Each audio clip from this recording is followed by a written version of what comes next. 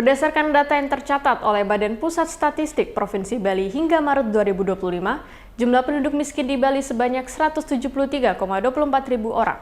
Hal tersebut didapat BPS dengan menggunakan konsep kemampuan memenuhi kebutuhan dasar penduduk Bali di pedesaan dan perkotaan.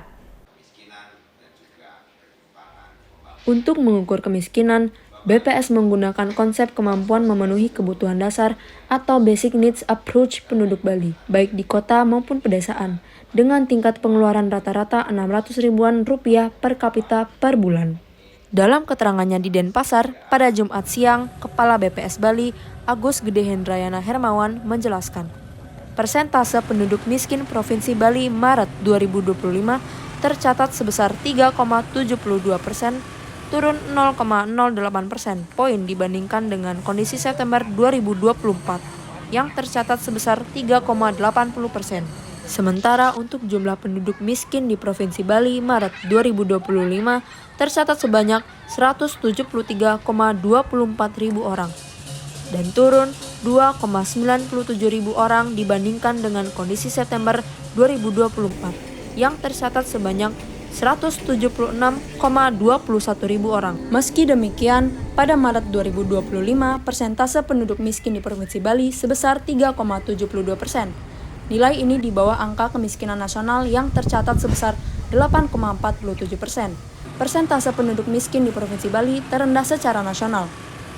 Di lain sisi, masalah ketimpangan masih menjadi PR untuk Bali, di mana Gini rasio baik di perkotaan maupun pedesaan Maret 2025 tercatat sebesar 0,353 dan naik 0,005 poin dibandingkan September 2024. Namun, Agus menegaskan tingkat ketimpangan di Bali masih tergolong rendah secara nasional.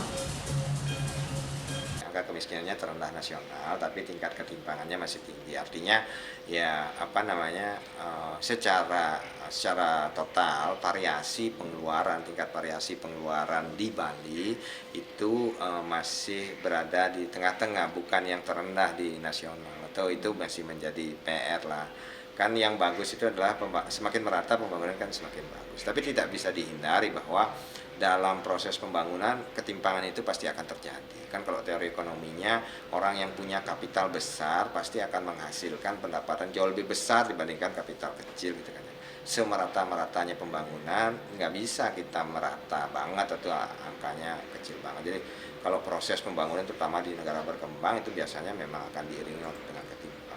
Tapi angka ketimpangan kita sebenarnya walaupun berada di level menengah, kalau dari sisi indikator World Bank ya, kita masih tergolong ketimpangan rendah. Secara nasional, Gini rasio Bali mencapai 0,353 masih jauh secara nasional, di angka 0,375 dan dari Gini rasio tertinggi yakni DKI Jakarta sebesar 0,441 poin.